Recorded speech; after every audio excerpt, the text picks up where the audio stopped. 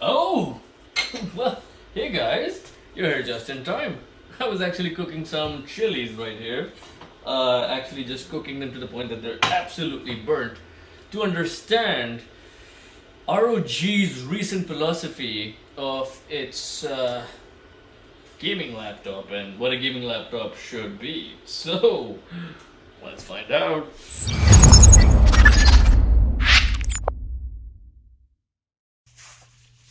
So let's take an outside-in view to this device, and that's unfortunate for me because the outside just doesn't seem to agree with me. It's too loud, it's too overly styled. If you look at it and you're thinking about any productivity-related things, it will get up, it will spit in your face, and it will remind you that it is purely meant for gaming and it has only purpose in life, which is to game, and that's about it. And yeah, if you can have a look at it from any angle at all, it will seem extremely overstyled. Let's start from the front though. You have that LED bar that runs all across from, like that side of the device, like partially from the side of the device and all the way from the front to the other side of the device. And speaking of the sides, on the left side, we will find two USB-A ports and that 3.5mm headphone jack. Along with that side vent, and along to the back side. And here you'll see something really interesting, that they actually decided to have these vents in different styles. Okay, that's something to appreciate, I suppose. I think they say some letters there.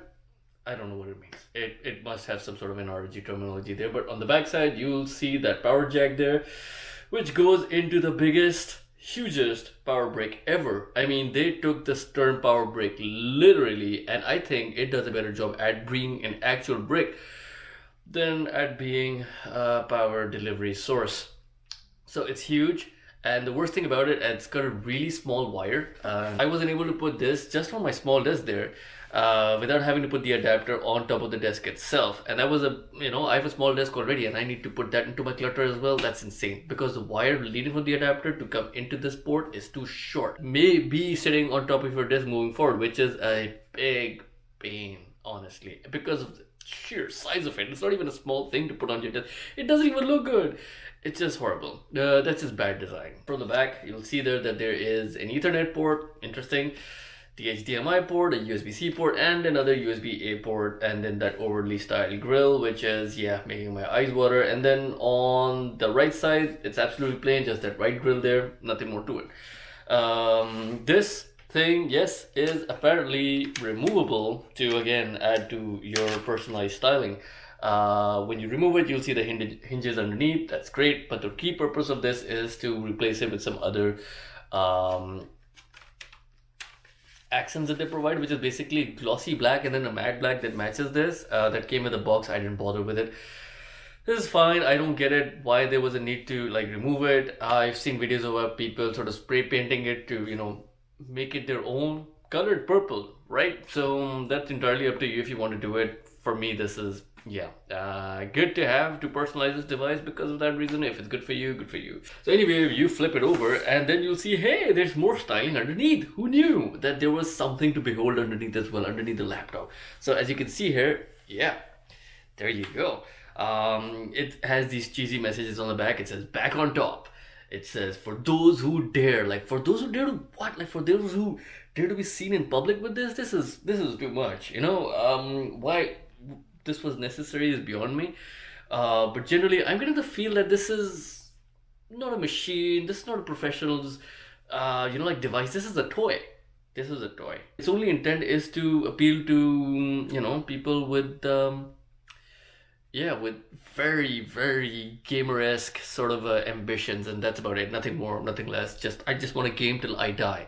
This is what this device says, which is maybe something that Asus is targeting, I don't know. But if you are 15 years old, or if you're a teenager and you're looking at this device and say, I want some of that, well, you can have it if you must, but I would advise you not to be seen in public with it. And if you are in a loving relationship right now, do not let this other person use the device, open it up, power it on, or even clap eyes on it every now and then. Just don't do it. I think that's my heartfelt suggestion to you. As long as you have this in your life, you will have trouble maintaining relationships.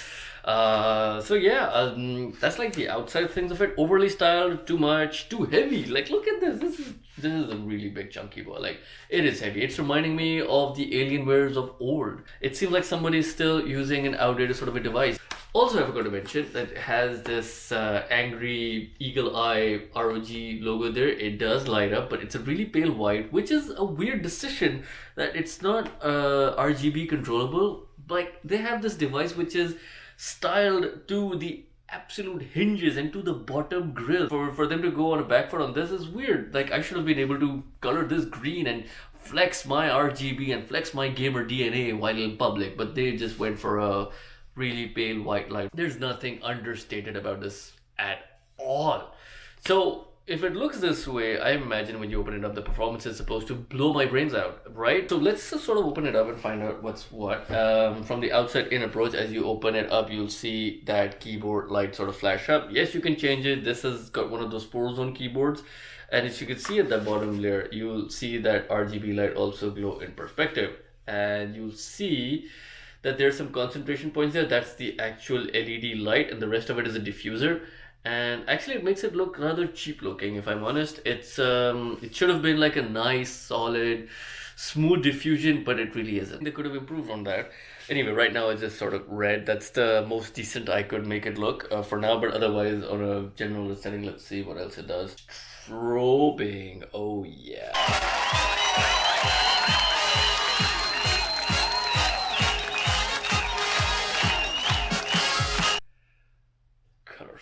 Yeah, I'm just gonna keep it at the color cycle setting for now. Again, the gamer DNA continues inside. It still has that triangular ROG sort of pattern there, in line with what you saw on top of on the outside of this device as well. It's got a large touchpad. It's got really tactile keys. It's got some nice key travel there. It's got dedicated keys for volume, for mic, for the fan sound, like the extent of how much it will use its fan for, like its active cooling feature. And then it has that dedicated ROG logo button, which basically means going into the system settings to tweak these RGB lights and to tweak other system specific settings. Other than the rest of it, the keyboard is pretty much standard, except for that, again, this gamer DNA gets to really pop out with these WSD keys. Having a different sort of a translucent, sort of a transparent accent there. Makes it seem like it's dedicated to, again, first-person shooter games. Okay, forgot. Like, and you'll see this rather long sticker run across the bottom of the screen. Atmos two-way AI noise cancelling. Now that's interesting. It's got this artificial intelligence, voice noise cancelling sort of thing going on, and it does not have a webcam. Why do I need noise cancelling anyway if it doesn't have a webcam? Like, why do you need webcam? Bro, you're not good looking in the first place. Why do that? Work on your voice instead. ROG gives you a reason for you to not turn your camera on because you don't have one. I remember, like, even in my Legion Y740, they had like that little camera at the bottom chin. Like, it was a terrible camera, but if you really needed it, it was still there. It was terrible, but it was still there. They didn't even bother with it at all. It's not like they have provided these really small bezels either. The Razer blade has similarly thin bezels, but they still managed to put in a 1080p camera there. So why ROG decided not to do it is beyond me. So what else is there? You can charge it via USB-C up to 100 watts. It's not gonna charge your device and you be able to get its full potential out of it. So it's just to like charge it on the go. When you shut it down, you put it on charge via 100-watt brick. And using something smaller than that, and then just keep using it on the go. Then it has this other logo here which suggests that it has some really good cooling features. Shows GPU and CPU, it's like they're working in tandem, which is again the more unique feature of this device. 300 Hz screen, overkill, that's too much. I keep on saying this over and over again. It's a 1080p screen with 300 Hz, that's unnecessary. Get a QHD screen into this, lower those hertz down to 120, and that's it. You don't need a 1080p display. Honestly, is gone. Why are they still being used on the best offering and the best powerful gaming devices? With these really modern, powerful like GPUs. I don't get why they still stick to 1080p. Another thing that you could notice are these really high grade military hinges. Because of this hinge style, it does not, yeah, it does not go beyond this angle. This is the highest angle it will reach. If you use it on one of those laptop stands, I think that angle may be a bit irritating for some because it might wash out a few colors because the viewing angles on this screen are not that awesome. So again, that's also something to think about before you get into this. So far going into this device, there's so many things that I'm complaining about. I don't like the design, I don't like the styling, I don't like not having a webcam. It's sort of really appealing to me. So why do I have this device in the first? Well, the answer lies within what lies within this device, on the insides, on the internal of this device. Now that's a good time to talk about our specs about this. It has the highest Ryzen 9 5900HX into this. It has 16 gigs of RAM. It has 512 gigs of storage. Why they provide these smaller, storage configurations for any device? I'm speaking to all of the manufacturers. They should just kill 512 gigs moving forward. Dude, Modern Warfare alone is like 200 gigs anymore. What are you talking about? So why are you providing these abysmally small storage solutions? Is wrong. They shouldn't do that. So yeah, it has that. I believe it has expandable storage. I believe it has expandable RAM as well. And then coming down to the most important part, the GPU, and that explains that sticker which says CPU into GPU there. This, unlike what a lot of people are talking about, it does not have an Nvidia GPU. It has AMD's Radeon GPU. Yes, it's been the longest time since we've heard about those, but yes, it has its mobile RX 6800M in this device, and this is positioned to compete against the RTX 3070. And between RTX 3080, it's supposed to provide performance at between those, but be priced at the RTX 3060 laptop. So the most impressive thing about the RX 6800M is that it has 12 gigs of VRAM, which in comparison to the RTX 3070s, 8 gigs of VRAM is 50% more. And why that's important is because that becomes very much in handy. Like, more VRAM means you can add in more high resolution textures into your GPU and play games with more of that texture setting set up to that ultra level. That's where this VRAM is going to come in handy and make sure that the game remains stable and smooth, even at very high resolutions. And paired with that really high performance processor, this is going to be giving out really good performance on high resolutions, at least on paper. So that's one thing, but it's a shame that this laptop on its own mostly is shipping out with the 1080p configuration, which is not taking a big use of its of its capabilities.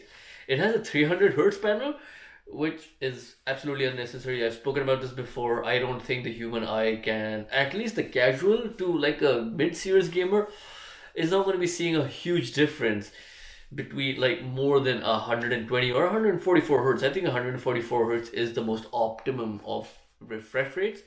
Anything above that is something that you may not notice very well. So the question now becomes really simple. Should you prefer this over an RTX 3070, spend less and get more performance? Like, that's a good value deal. And what I did was that I put this through a few benchmarks and ran a few games on it just to test if those paper-based promises are actually being fulfilled in the practical world. And my reactions were pretty mixed. Some games were doing better, some games were not doing so well. And I believe that's just the way how games are designed and programmed. And because Nvidia is more popular, I'm guessing that it's more likely for games in general to be more, like programmed and to be better in sync with an Nvidia graphics card, which is a shame, but that's just, I suppose, how it is. So I'll give you an example. I ran the Red Dead Redemption benchmark on this device and was outperforming the 3070 by quite a margin.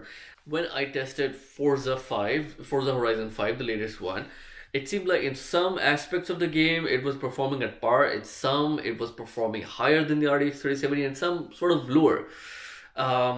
Like depending on what scene you were in the game on, depending on what you were doing, depending on the settings and so on and so forth. So it was a bit of a mixed bag. So I ran the benchmark within Odyssey, and even then the frame rates were just everywhere, just all over the place. I ran it on high settings, obviously, because you were supposed to play this game at high settings when you get a laptop this thick and this powerful. So I did, and the frame rates did not blow me out of the water. I suppose that is all down to the way the game was designed, and maybe the game was designed to work better with Nvidia. That actually has an effect. I didn't test control on this, but from what I hear, control is going to be worse off on this device than it is on an Nvidia device because the game was designed to run with Nvidia graphics cards. Obviously, I had to play Modern Warfare on this and my experience was just fine. I enjoyed playing the game on this device. I also played Modern Warfare on this, and the performance at highest settings at 1440p seemed to be in sort of comparative to the RTX 3070's performance in my Razer Blade. Again, not that impressive a result. Modern Warfare was giving me somewhere like around 100 frames with no DLSS. I also tried Horizon Zero Dawn and its benchmark on this, and it was doing just fine. Nothing too stellar about that. I also tested a relatively older game, Breakpoint, but it has some really good graphics and it requires a huge world map to be loaded into the GPU, and that also performed just fine. No trouble there. Let's also talk about Radeon and its features in general, like the software that they use. For example, GeForce is using GeForce Experience and Radeon has Adrenaline. So if you even compare those softwares together, it seems that there's not a lot of difference. Both have, monitoring capabilities. Although I would say there's one thing that I found completely missing for the Radeon was actually the battery boost setting. Because if you're running games on exclusive full screen on this device, they'll be limited to 27 frames, which is quite terrible if you're on the move. So the Radeon software, the Adrenaline software, has no settings for you to adjust how many frames you want or you would like to have while playing games on the go. Whereas the GeForce one actually has a setting in which you can peak it out at 60 frames, which is a very decent sort of a max cap. They say that these limitations are in place to preserve battery life, like the longevity of the battery itself, because it's supposed to be consuming so much power, which it's unable to sustain. It creates a lot of strain on that battery, so it's generally advised not to push the system at its maximum power consumption when you are, mobile and gaming. A workaround on that is, use the borderless windowed mode, or just use windowed mode, and you will be able to break through those barriers. You won't be able to play at the device's maximum capability, but you should get near 60 frames. And what I did was that I tested Warzone on this, because that's a game that you might want to play when you're on the go. And I played it in the windowed mode settings. Obviously, the resolution was downscaled a bit, and I was getting some really good frames. I was getting like 80 to 100 frames while playing the game on the go. And in terms of battery life, I believe you should get like somewhere around like 60 to 90 minutes on this battery when you're playing with those highest settings enabled, but with rather limited frames at 80 to 90 and at a slightly lower resolution. It didn't look bad at all, and I felt like it was like a good compromise to be on the go. So you know how I feel about thermal performance of any device. I feel like that is the most important thing that any portable powerhouse should have. The thermals should be well sorted out. There's no excuse for any manufacturer to skip on that. So because it's such a chunky boy, thankfully, it has really good thermals. I think it's one of the best that I've seen, but that wasn't a surprise considering how thick this device is. It has room for bigger fans, so it was always meant to have good cooling. So that cooling has a bit of a downside. When you are playing using the maximum settings, the fans are also ramping up to its maximum values, and they can be really, really loud, and they can be a bit distracting. Obviously, you'd need headphones in your ear. Personally, the sound of that fan noise does not annoy me too much because I will not use the speakers of the laptop. I will always have something in my ears. That's a downside of really good cooling, but plus side, you should be able to game on this for hours. You should be able to connect this to your TV and just forget about it. Thermals are good. So let's try to summarize this device. It's built like a tank, no doubt. It's as thick as one. It's got a really strong gamer DNA, no doubt. It's got this really impressive configuration, especially with that 6800M with that additional VRAM. You should be able to keep it hooked to your TV for a very long time and sort of use it as an alternative to a console. And then when you require, you can just plug it out and then move it elsewhere in the house or use it on the go.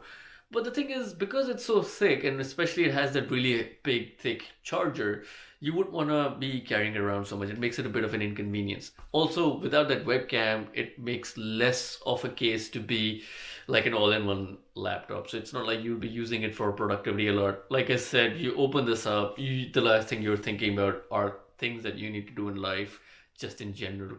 You will use it to game on it purely. So yeah, that's my case for this. But be mindful that because it has a Radeon, like chipset in it, and because a lot of programmers and a lot of games tend to be more familiar with the Nvidia, this device may not be able to provide performance as much as it is capable of, mostly because of those, like software considerations. I think we could position this as more of a gaming desktop replacement with a bit of mobility, and also like really good value for money naturally, because this would cost you RTX 3060 money, but give you potentially performance which is higher than RTX 3070, with really great thermals and with good durability. If you like this video, do click that thumbs up button. Would really appreciate it if you subscribe as well. I'm rather new, so thank you everyone. See you soon.